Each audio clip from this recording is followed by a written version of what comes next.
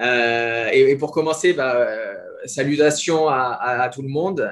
Je vois quelques visages connus dans l'audience, d'autres que je ne connais pas ou pas encore. Mais en tout cas, merci d'être là et j'espère qu'on va passer un bon moment tous ensemble.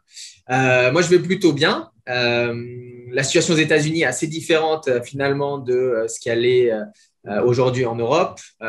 Autant en 2020, les US avaient assez mal géré le Covid.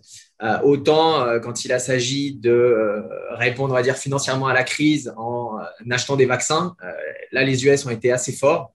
On a eu la chance que deux des vaccins ont été développés ou co-développés par des entreprises américaines. Et puis, encore une fois, que l'État américain a mis beaucoup, beaucoup d'argent pour sécuriser les doses de vaccins. Donc, ce qui nous fait qu'aujourd'hui, on a quand même un tiers de la population américaine qui est complètement vaccinée. Donc, les US, il y a plus de 300 millions d'habitants, il y a 330 millions d'habitants aux US. Donc, aujourd'hui, on a plus de 100 millions. Je crois que ce matin, on devait être autour de 105 millions de gens qui sont complètement vaccinés. Donc, ça fait à peu près un tiers de la population. Il y a encore 20% de gens qui sont en cours de vaccination. Donc, ce qui devrait dire que d'ici un mois, la moitié de la population devrait être complètement vaccinée et on sent les contagions qui ont beaucoup diminué. Il y a beaucoup d'États, par exemple le Texas, la Floride, qui ont éliminé la plupart de leurs mesures Covid. La confiance est vraiment revenue ici, je dirais, depuis 4 à 6 semaines. Et on le ressent beaucoup au niveau économique, au global, et puis dans l'horlogerie en particulier. Donc ça, c'est positif. Et moi, à titre personnel, donc moi, ma famille, on a réussi du coup à être vacciné depuis début avril, donc ça fait plus d'un mois. Donc voilà, la situation est assez différente de l'Europe du coup plutôt bonne ici pour le moment. Ensuite, je crois que tu voulais revenir rapidement Mon sur parcours. mon parcours. Hein, voilà. Okay. Oui, nous on s'est connus chez Tag Heuer. Mhm. Moi, j'ai commencé ma carrière chez Tag Heuer. À l'époque, Tag Heuer était à, à Neuchâtel. Donc, à l'époque, Jean-Christophe Babin était le CIO. Moi, j'ai fait 5 ans chez Tag Heuer, de 2004 à 2008. Et je vois dans l'assistance quelques têtes connues de cette époque Tag Heuer. Je vois Sophie qui esquisse un petit sourire. Je vois Raphaël. Raphaël, c'était plus tard, mais je vois d'autres personnes. Je vois en particulier ma femme que j'ai connue chez Tag Heuer. Donc, c'était un passage qui a été assez productif puisque finalement, j'ai rencontré ma femme chez Tag Heuer. Donc, je garde un attachement particulier à cette société. 5 ans, 2004 à 2008. Donc, j'ai vraiment commencé ma carrière dans l'horlogerie chez Tag Heuer avant d'évoluer chez Hublot juste après le rachat d'Hublot par LVMH. Donc, LVMH a racheté Hublot mi-2008 et moi, je suis arrivé chez Hublot en janvier 2009. À l'époque, j'étais sur des fonctions financières. Quand je suis arrivé chez Hublot en 2009, je suis arrivé en tant que directeur du contrôle de gestion. Et puis, j'ai travaillé donc 3 ans là-bas à Nyon, en étroite collaboration donc avec évidemment Jean-Claude Biver et Ricardo Guadalupe, qui est notre CIO actuel. Et après 3 ans, donc il y a un poste qui s'est libéré aux US. Et c'était un poste de directeur finance et opérations. Donc, on était deux numéro 2. En fait, il n'y avait plus de numéro 1 dans la structure. Il y avait une personne qui était en charge des ventes et du marketing. Moi, j'étais en charge des finances et opérations. Et puis, assez vite, il y a eu des réorganisations. Et de fait, j'ai commencé à m'occuper un peu du front office aussi. Ce qui fait qu'au bout d'un moment, je me suis confié l'intégralité des responsabilités du Hublot North America. Et donc, au 1er janvier 2015, je suis devenu le responsable de la filiale Hublot pour les US et le Canada. Donc, ça fait un peu plus de 6 ans. Maintenant, j'entame là ma 7e année dans le poste. Et j'ai eu la chance d'avoir une trajectoire assez bonne chez Hublot. Parce que j'estime quand même avoir fait de mon mieux et un peu du bon travail, mais aussi parce que la marque a eu une trajectoire exceptionnelle. La marque, depuis sa relance en 2005, a vraiment une dynamique qui est assez rare. Et donc, du coup, dans une société comme ça ouvre beaucoup d'opportunités pour croître et se développer. Et c'est ce qui est arrivé. Et au final, je n'aurais pas cru faire autant d'années chez Hublot. Et j'entame ma 12e année avec la société. Donc, assez fou. Donc, voilà en quelques mots le parcours. Et du coup, le slogan du Hublot, c'est la fusion des éléments. Toi, tu penses que tu es la fusion de quels éléments? Parce que pour travailler chez Hublot, il faut avoir quoi justement comme élément? Bah, alors, pour travailler chez Hublot, je dirais c'est assez simple. En fait, la culture est très entrepreneuriale et très liée en fait, aux valeurs que Monsieur Biver et donc Ricardo Guadalupe ont inculquées à la relance de la société en 2005. Donc, on n'est plus, pour donner des chiffres, euh, quand la marque avait dû être achetée en 2000, enfin, quand la marque avait dû être reprise par M. Biver et Ricardo en 2005, la marque devait faire une trentaine de millions de chiffre d'affaires. Et depuis, le chiffre d'affaires a explosé.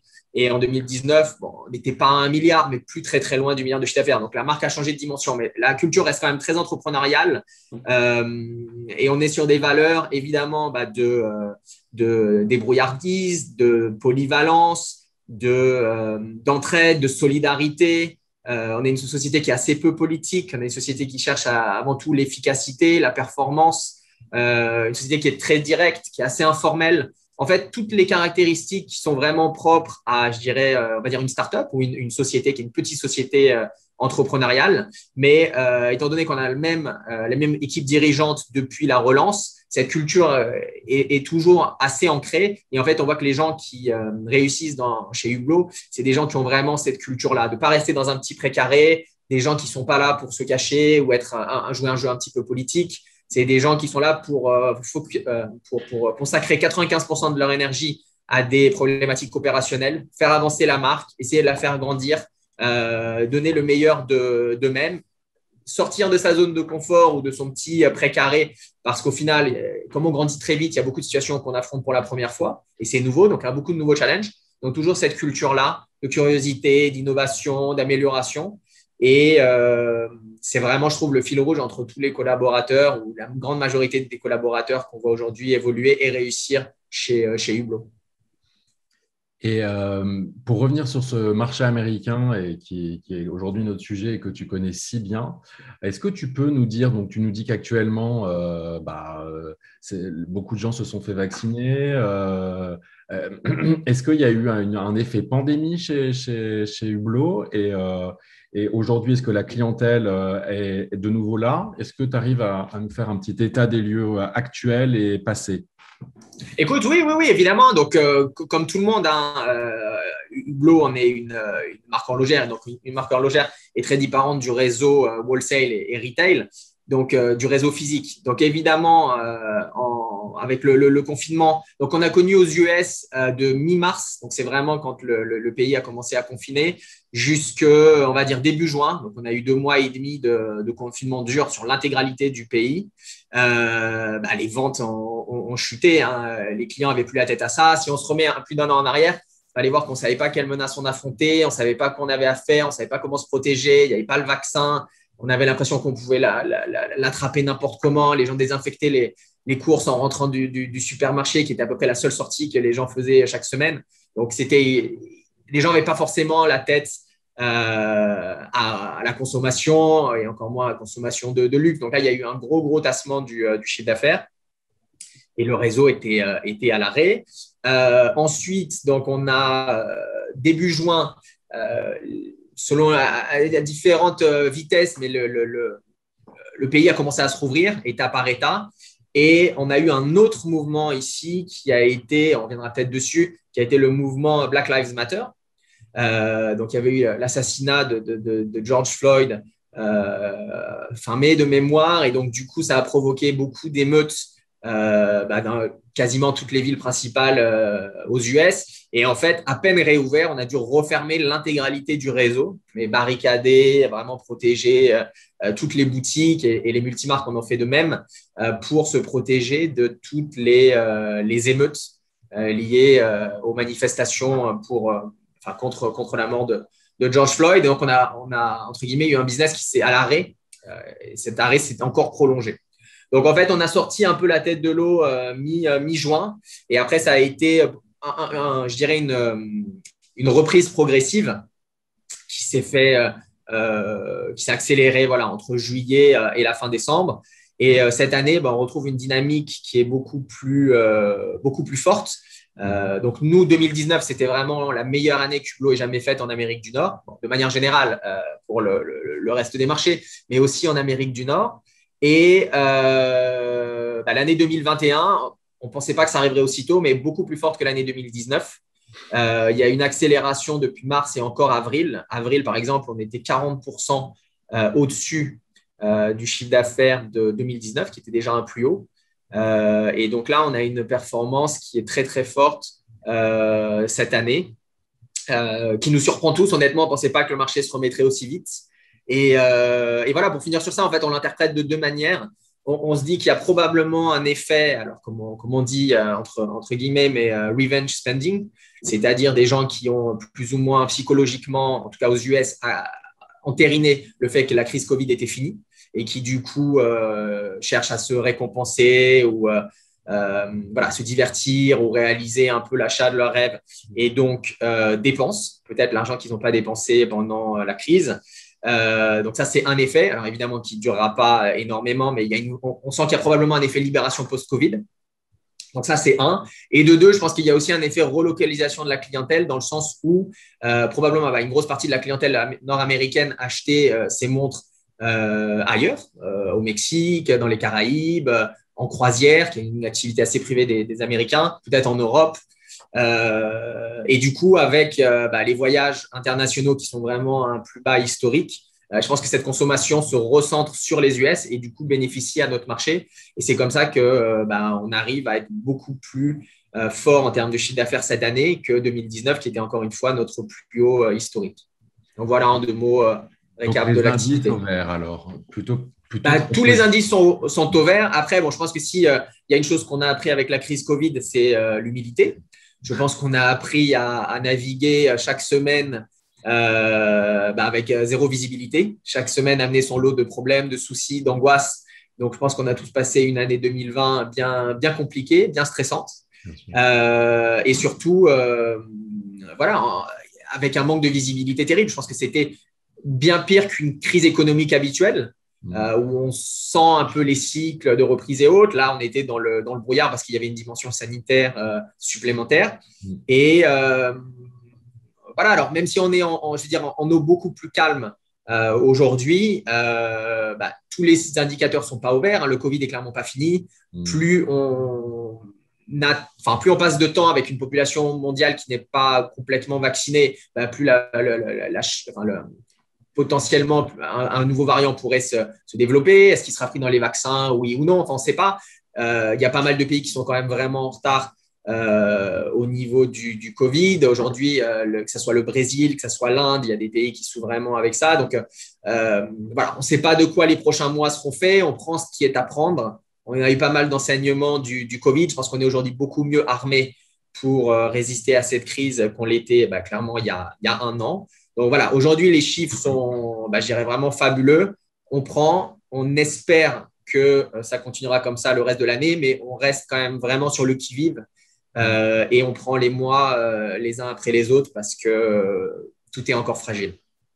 C'est super, en tout cas, bravo. Et je voudrais revenir un petit peu sur ces instabilités politiques, sur ce qui s'est passé aux États-Unis avec l'attaque du Capitole, etc. On voit aussi que les entreprises américaines sont beaucoup plus avancées sur tout ce qui est question de diversité. Elles s'engagent beaucoup plus, elles prennent plus de positions politiques, etc. Comment vous vous positionnez, vous, par rapport à la diversité, l'égalité homme-femme? Est-ce que c'est des projets que vous créez chez vous? Et voilà, quel est votre… Non, donc ça, c'est des problématiques évidemment qui sont complètement dans l'air du temps, mais c'est des problématiques qui sont aussi extrêmement délicates. Je pense que chaque société a peur de s'engager pour des causes, par exemple politiques, parce que je pense qu'elles ont peur du clivage que ça peut créer au sein de leur clientèle. Donc, sur ces sujets, on marche sur des œufs. Je trouve que les marques ont tendance à s'engager sur des sujets assez consensuels parce qu'elles se disent d'une manière ou d'une autre, les risques vont être minimisés et on ne va pas perdre trop de gens en chemin. Donc, c'est vrai que par exemple, le réchauffement climatique, l'environnement, ça, c'est des problématiques qui sont assez consensuelles. Il y a peu de risques de s'engager sur ça. Et je dirais même plus, je pense que les clients aujourd'hui sont de plus en plus désireux de voir les marques prendre leur part dans ce combat, louer des fonds, une partie de leur communication sur ça et autres. Après, c'est clair que donc la diversité et inclusion, pour commencer par ça, c'est un sujet qui a été sur le devant de la scène aux US bon, déjà depuis un moment, mais il y a eu un pic, comme je l'ai dit, en mai-juin de l'année dernière. En fait, la mort de George Floyd a été un peu la goutte d'eau qui a fait déborder le vase. Il faut voir qu'aux US, ce genre malheureusement de tragédie est hyper courante. C'est répandu à un point où on n'y prête quasiment plus attention dans les médias parce que, un peu comme les shootings dans les écoles et autres, c'est constant, constant, constant. Mais le meurtre de George Floyd a vraiment, je pense, incarné un ras-le-bol et a créé un vrai mouvement d'engagement populaire et qui n'a plus été possible d'ignorer pour aucune marque. Donc, je trouve que c'est quelque chose qui a dépassé le cadre juste de la D&I et on a vu un mouvement que moi j'ai vu pour la première fois où toutes les marques en fait par choix ou par défaut ont dû s'engager dans ce combat ou au moins montrer leur support parce que c'était plus que choisir un camp. C'était si on ne s'engage pas en faveur de ce combat, en fait on est contre. C'est la première fois où il y a eu un peu ce déplacement du curseur. En fait, le silence était associé à en fait un support à la discrimination. Donc, toutes les marques ont dû parler. Nous, c'est vrai que c'est des problématiques qui ne sont pas forcément aussi faciles à comprendre pour les sièges. Les sièges doivent aussi ne sont pas forcément que centrés Amérique du Nord. On a aussi faire avec l'Asie, avec l'Europe, avec l'Amérique du Sud, avec l'Afrique. Donc, c'est des problématiques culturelles qu'elles ont des fois du mal à intégrer, mais qu'il faut intégrer. Et nous, moi, je suis assez fier de dire qu'on a été la première marque horlogère aux États-Unis à afficher notre support pour le mouvement Black Lives Matter dans la foulée de l'assassinat de George Floyd. Et après, il y avait un mouvement, je ne sais pas si tu te souviens, si vous vous souvenez, du Blackout Tuesday, où en fait, toutes les marques ont fait une pause sur les réseaux sociaux pendant une journée en soutien justement au mouvement Black Lives Matter. Donc, ça, c'est un mouvement qui est clé, qui, comme on dit aux États-Unis, qui va pas s'en aller, qui va rester là. Moi, après, d'un point de vue personnel et la manière dont elle se fait avec Hublot, c'est que je me méfie toujours des discours, des postures, de la communication à outrance. Et c'est important, les mots sont importants et il faut mettre des mots sur un mal, il faut communiquer, mais l'important, c'est quelles actions on prend derrière.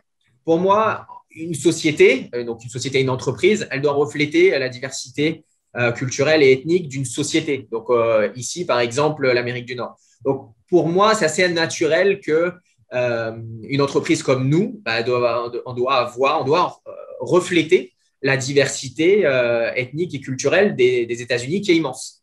Donc je trouve que c'est relativement simple à faire pour nous dans le sens où on est établi à Miami, donc on a notre siège à Miami, et qui est une ville extrêmement cosmopolite, extrêmement brassée, Amérique du Sud, Amérique centrale, Caraïbes. Donc, je veux dire, naturellement, quand on fait nos recrutements, on est naturellement confronté à cette diversité. Donc, nous, on est vraiment en termes de statistiques, on est vraiment bon, je dirais, parce que notre société, les effectifs de notre société reflètent vraiment les effectifs de la société américaine. Si on était, je te dis n'importe quoi, si on était basé dans l'Idaho, si on était basé dans le Missouri, si on était basé dans des États vraiment du Midwest, du centre de l'Amérique, où il y a moins de diversité, peut-être qu'on aurait plus de mal. Mais étant sur les côtes, qui sont naturellement les endroits les plus brassés, on y arrive assez bien. Mais pour moi, au-delà de la communication, au-delà des postures, au-delà de ça, c'est important de montrer quelles sont nos statistiques, quelles sont les statistiques de la société au global et est-ce que les deux matchent et si elles ne matchent pas, comment on fait pour avoir un plan qui font qu'à terme, elles matchent. Et de la même manière sur l'égalité homme-femme, donc moi, c'est quelque chose qui me tient aussi beaucoup à cœur. Tu le sais, moi, j'ai été élevé par une mère célibataire, donc c'est un combat que je comprends pour l'avoir vécu de l'intérieur. De la même manière, c'est important d'avoir les bons mots, c'est important d'avoir les discours, c'est important de dire on va faire ci, il faut que, il y a qu'à. Mais au final, on en revient là. Quels sont les chiffres, quoi? Dernière fois qu'on a checké, la société américaine, comme le reste du monde, avait 50% d'hommes, 50% de femmes. Donc, dans l'entreprise, est-ce qu'on y arrive à 50-50? Et c'est ça la question. Et si on n'y arrive pas, qu'est-ce qu'on fait pour y arriver? Et donc, justement, pour arriver dans les chiffres, nous, Hublot North America, que ce soit au niveau de notre comité de direction ou que ce soit au niveau du reste de la filiale, on est à 50-50. Et voilà, donc voilà, après on peut continuer à parler, autres, et c'est bien, il faut alimenter le débat, il faut que la parole se libère, mais au final, au-delà des paroles, il y a les actes, et les actes, ça se mesure par des chiffres, et c'est la seule mesure quantifiable que je trouve digne d'intérêt pour voir si on met les actes en rapport avec les mots. Et justement, alors par rapport aux actes, on a beaucoup de questions dans le chat. Il nous reste 15 minutes. Du coup, moi, si j'avais une question par rapport au millénial qui va se rapprocher justement de la première question, qui était en fait aujourd'hui, on parle de l'horlogerie qui attire moins les millénials. Et est-ce que tu penses que tu fais plus de ventes sur le web grâce à ça? Et ça rejoint un peu la question de El Sage, qui est, est-ce que vous faites beaucoup de ventes aujourd'hui sur le web? Alors, nous, on a commencé donc notre e-commerce l'année dernière. Donc, le e-commerce a un peu plus d'1 an. Donc, c'est encore un canal de distribution qui est récent, je dirais. Il faut voir que nous, donc, on est sur le très haut de gamme. Les montres en moyenne sont à $22 000 donc, par montre en Amérique du Nord. Donc, c'est une transaction assez chère. Je pense qu'à ce niveau-là, il y a un vrai besoin d'interaction avec le produit et d'interaction même humaine avec un vendeur, avec un directeur de boutique, avec des gens de la marque.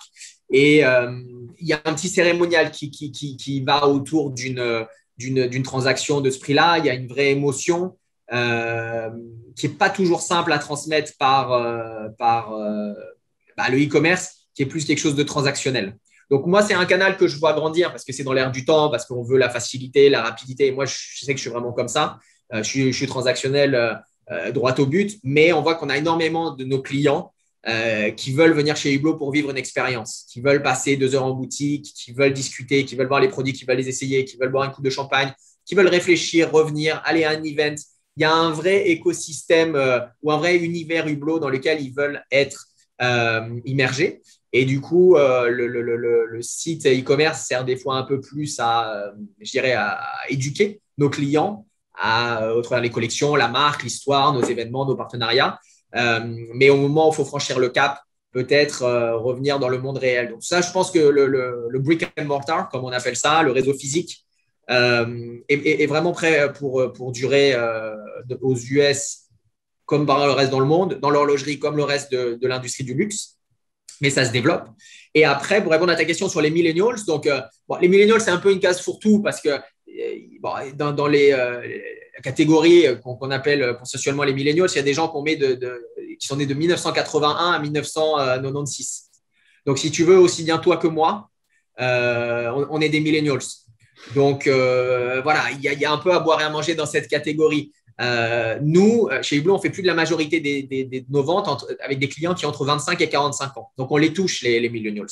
Okay. Et c'est une clientèle avec qui on connecte bien, qui se reconnaît bien dans notre univers, qui se reconnaît bien dans nos produits, dans notre art de vivre. Pour moi, la problématique, elle viendra après avec vraiment la génération qui a grandi avec un Mac, avec un iPad, avec un iPhone constamment dans les mains. C'est la Gen Z, comme on dit ici, qui est la génération Z, la génération d'après. Okay. Donc 96 jusqu'à 2015, 2016. Ce sera cela qu'il faut engager. Mais je pense que justement, ayant grandi avec des écrans, ayant été bercé par le digital dès le plus jeune âge, moi je vois mon fils qui a 6 ans. Je pense qu'il utilise Spotify encore bien mieux que moi. Il fait ses playlists et il a 6 ans, quoi. Donc, ils grandissent avec ces outils-là. Et voilà, dans tout l'écosystème, que ce soit Apple ou tous ces objets connectés, il y aura des montres connectées et je pense que ça leur mettra aussi le pied à l'étrier au niveau horlogerie. Et le jour où ils voudront aller sur des choses un peu plus haut de gamme, sur des choses un peu plus artisanales, sur des choses avec un peu plus d'histoire et de patrimoine, je pense qu'il y aura toujours une clientèle pour l'horlogerie mécanique. Peut-être que ça sera de plus en plus le haut de gamme, peut-être 5 000 dollars et plus, ou 5 000 francs suisses et plus. Bon, à voir le segment, mais je pense qu'il y aura toujours une clientèle et qu'elle viendra probablement via la passerelle des montres connectées. En parlant de prix, justement, on a une question de Paolo C. Quelles sont les catégories de prix qui sont actuellement les plus achetées et y a-t-il des matériaux qui semblent être privilégiés? Et puis moi, je compléterai et préciserai cette question avec aux US, du coup.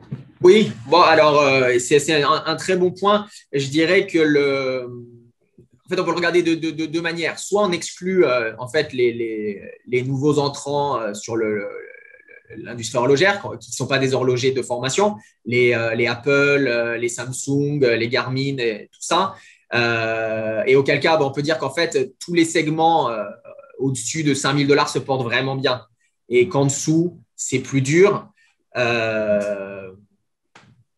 Voilà, soit on dit, bah voilà, non, ces gens font des montres et donc du coup, on doit les intégrer dans un paysage horloger à proprement parler. Et du coup, tous les segments aujourd'hui se portent plutôt bien aux US. Il y a une vague de montres connectées, beaucoup sous l'impulsion d'Apple, mais qui est devenu le premier horloger du monde et qui vend plus de montres à lui tout seul que l'intégralité de l'industrie horlogère. Donc, c'est dur de dire que l'industrie horlogère va mal. Après, faut-il encore intégrer ces acteurs voilà, comme des membres de l'industrie horlogère, même si ce n'est pas des pure players, hein, comme on dit.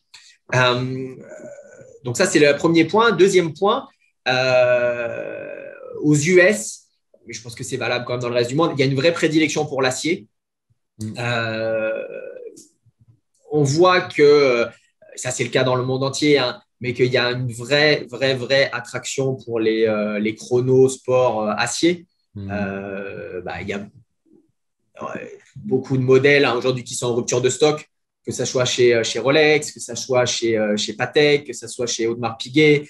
Et nous aussi, c'est des modèles qui marchent très bien. Donc, il y a une vraie recherche de ces modèles-là, hein, le chronosport acier en particulier aux US, c'est des modèles très recherchés. Mais aujourd'hui, je pense, et je finirai cette question sur ce point-là, je pense qu'il y a une vraie concentration et consolidation des goûts et de la demande au travers non seulement des mêmes marques, mais aussi des mêmes produits. Donc, on voit quelques marques, c'est les mêmes partout, qui sont un peu les éternels vainqueurs. Hein. On mettrait les Patek, Rolex, Audemars Piguet, Richard Mille, Hublot. Donc, on va venir vraiment la nouvelle horlogerie, moderne, sport, agressif dans ses designs, plus les leaders habituels donc de l'industrie Rolex et puis du haut de gamme Patek.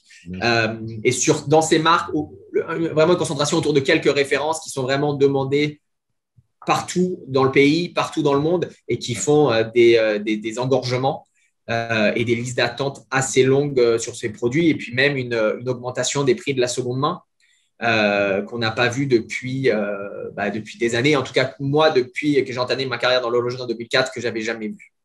Donc, voilà en quelques mots pour les matériaux, produits et puis catégories de prix.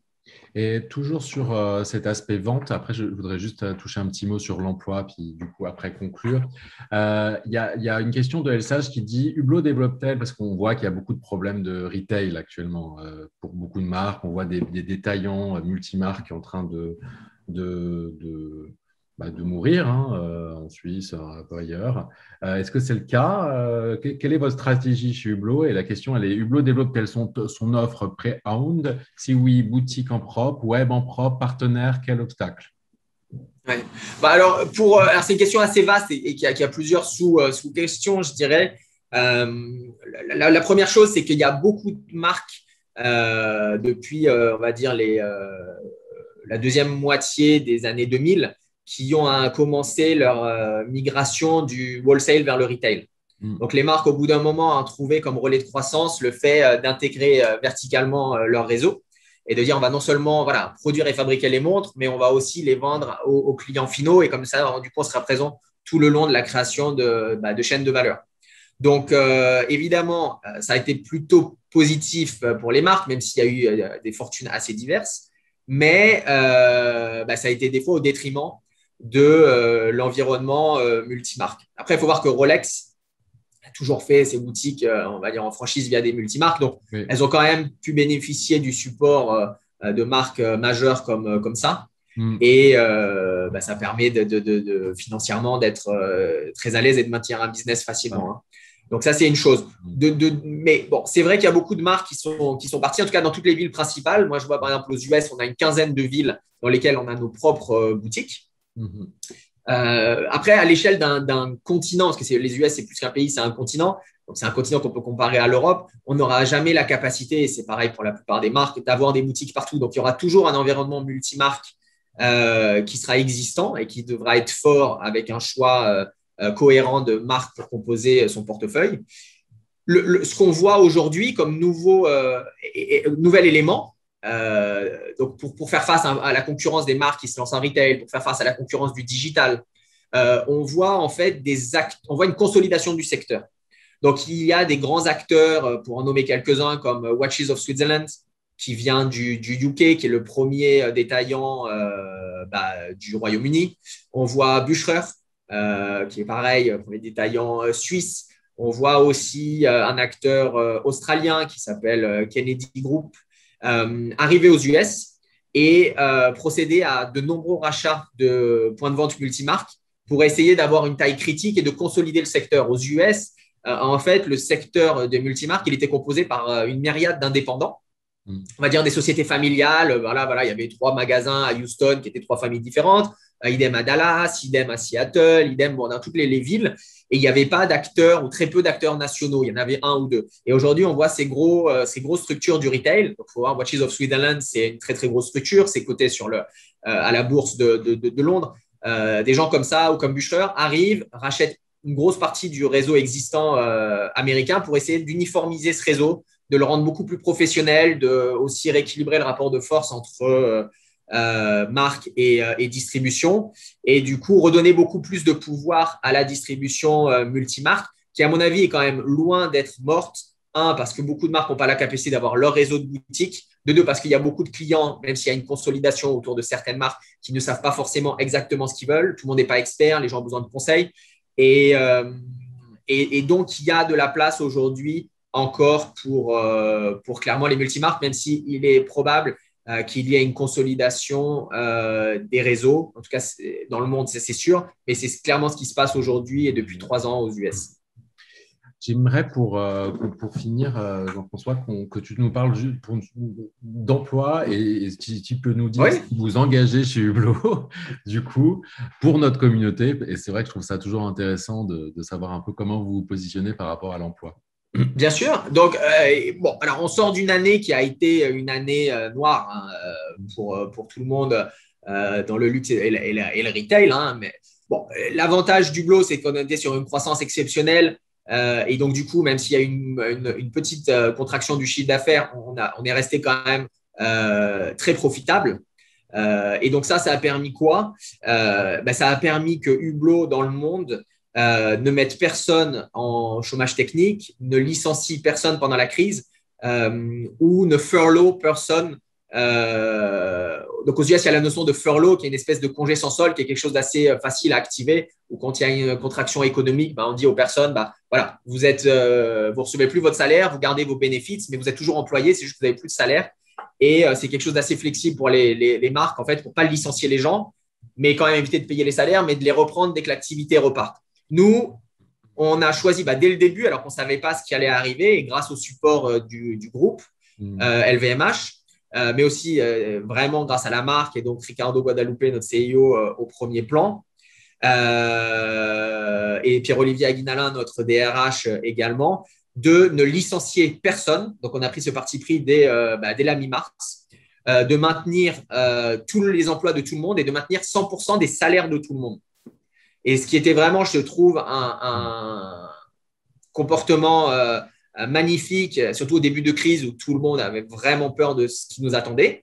Mais c'est le parti pris que la marque a choisi de dire, voilà, on affronte une crise, on ne sait pas ce qu'il y a au bout de cette crise, mais on va tous rester soudés, on se serre les coudes, on travaille ensemble, on va travailler ensemble après et on y va comme ça. Et donc, on a réussi à partager, à traverser la crise en gardant tous les effectifs, maintenir le salaire de tout le monde. Et je pense que ça a été un gros stress de moins pour tous les effectifs et évidemment un motif de reconnaissance énorme. Donc, partant là, qu'est-ce que ça veut dire? Ça veut dire qu'aujourd'hui, on a les mêmes effectifs qu'en 2019, qui était notre année la plus haute en termes de chiffre d'affaires. Donc, pour recruter, il faut qu'on ait, entre guillemets, de nouveaux besoins. Donc, on dépasse 2019. Nous, aux US, c'est clairement le cas aujourd'hui, sur les 4 premiers mois. Donc, comme je l'ai dit, la reprise est encore récente.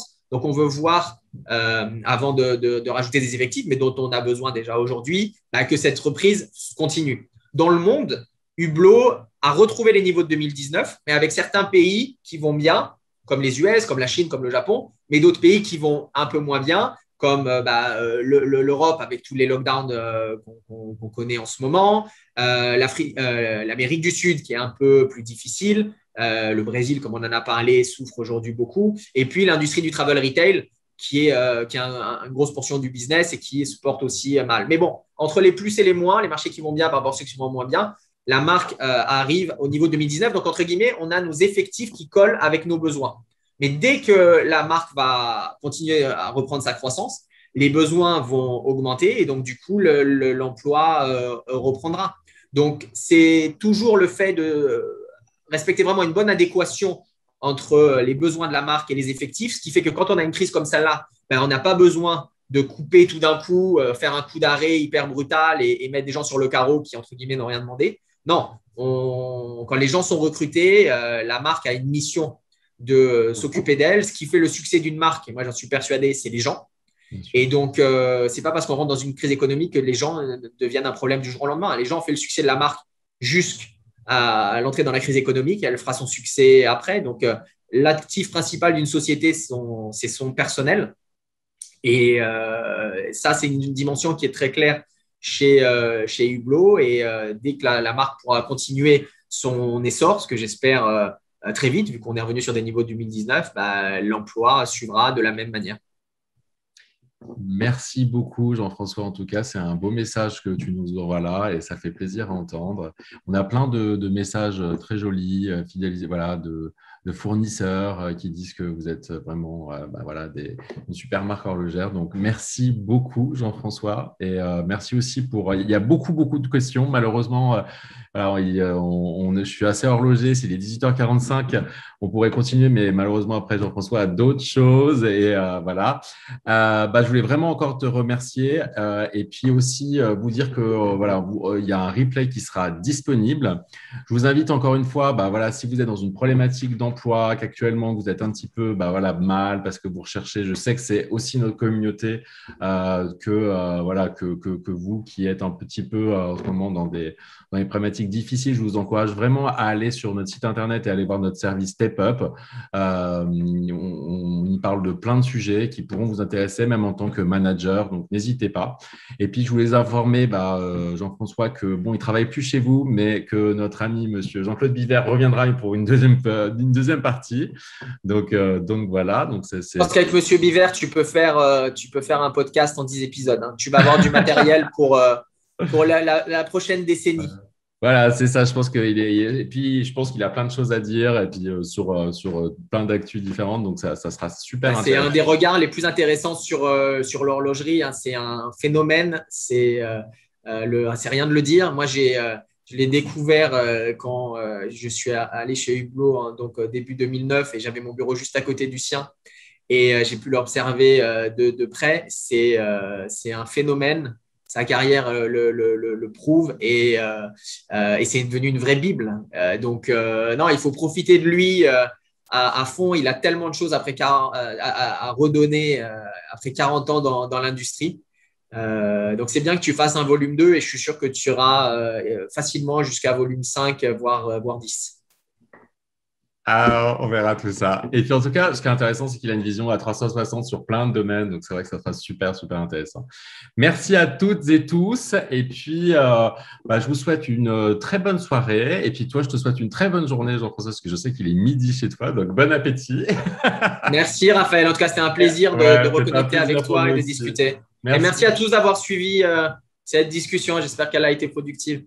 Merci. Oui. Au revoir. Merci en tout cas. Au revoir. Bonne journée.